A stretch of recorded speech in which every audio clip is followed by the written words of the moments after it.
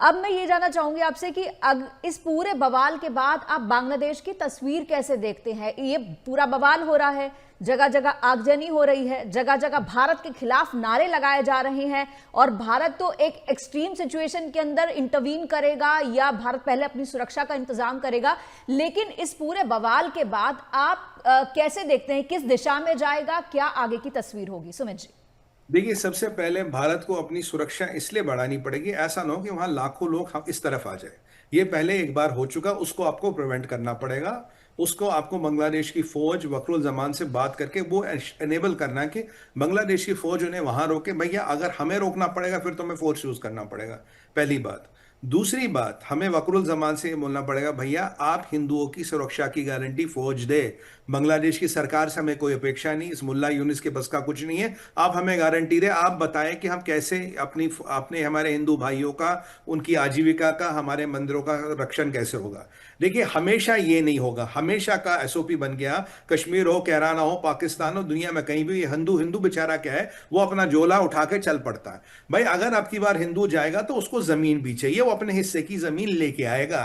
वो नहीं होगा तो ये बिल्कुल कहीं ना कहीं हमें डिप्लोमेटिकली कन्वे करना पड़ा। अगर भारत को इंटरवेंशन करने की जरूरत पड़ी तो भैया हिंदू देश फिर बन के ही रहेगा, भारत के संरक्षण में रहेगा। जैसे नेपाल है, जैसे भूटान है, कोई वैसी परिस्थिति रहेगी तो जमीन जाएगी तुम्हारी। जैसे रशिया कहता भैया मैं यूक्रेन से नहीं निकलूंगा, जमीन लेके निकलूंगा, ठीक उसी तरह से यूनिस और इसके जितने चाहते हैं उनको समझाना पड़ेगा, वकरुल जमान को जो आर्मी चीफ है, अगर भारत आएगा तो हमें जमीन देके जाना पड़ेगा आपको, क्योंकि हम खाली फोकट में नहीं आएंगे लिबरेट करने।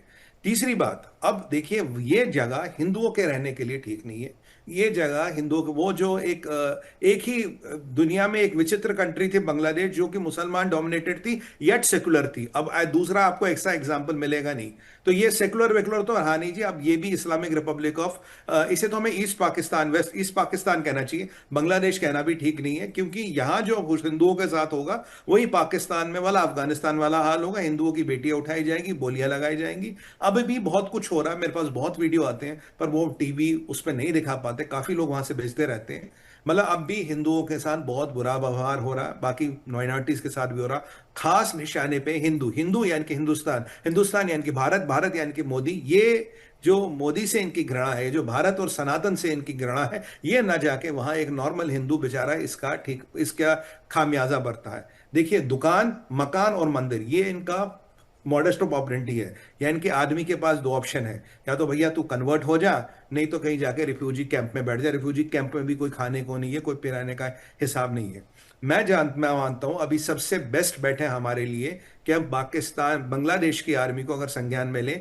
वकरुल जमान की 2 बार हमने जान बचाई है पूजा जी, 2 बार, 2 बार उसको निपटाने की कोशिश की गई, ऑफिशियल है लगभग लगभग। अब हमने इंफॉर्मेशन दी, हमने जान बचाई वकरुल जमान की। उसका उत्तरदायित्व बनता है कि वो अपनी जरा मर्दानगी दिखाए और दिखाए कि वो बिल्कुल एक मर्द आदमी है और वो हमारे भाई बहनों की वहां रक्षा करे। अगर ये इस्लामी जनून और जहाज चलता रहा, फिर तुम्हारे साथ पाकिस्तान हो, फिर तुम्हारे साथ चाइना हो, या फिर तुम्हारे साथ तुर्की हो, अगर हमें आना पड़ा तो उसका खामियाजा जमीन दोगे।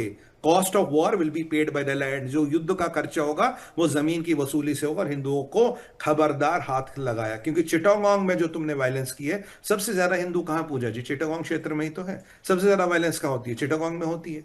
तो ये चिटागोंग कोई हमेशा क्यों चुना जाता है? अगर किसी ने किसी को बांग्लादेश में मार दिया, मैंने नाम बता दिए, ये लड़के थे तुम्हारे बांग्लादेश के, इसमें हिंदू का क्या लेने देना? इसमें मंदिर को क्यों जलाया जाए, हिंदू का घर क्यों जलाया जाए? सवाल ये है, ये दुनिया को देखना पड़ेगा और ये अमेरिकनों को भी जरा समझना चाहिए। देखो भैया, जलते तंदूर पे रोटियां मत सेको, क्योंकि कल को वक्त और मौका कब बदल जाए, कब परिस्थिति बदल जाए, आपको नहीं पता। और भारत आज थर्ड बिगेस्ट मिलिट्री है, थर्ड बिगेस्ट इकोनॉमी है। ये डोनाल्ड ट्रंप चाहे या ना चाहे, उसे समझ आए या ना चाहे, ये एक कटु सत्य और वास्तविकता है। डोनाल्ड ट्रंप को समझना पड़ेगा, अमेरिकन को जाना पड़ेगा। आप किसी कांगो और रवांडा से डील नहीं कर रहे हो, भारत करने पे आया ना, फिर रुकेगा नहीं। मतलब वही है ना, छेड़ोगे तो छेड़ेंगे नहीं, छोड़ेंगे नहीं, वो वाली परिस्थिति। अब ये छेड़ने की पराकाष्ठा हो रही है और ये सब प्रकरण रोकना पड़ेगा पूजा जी।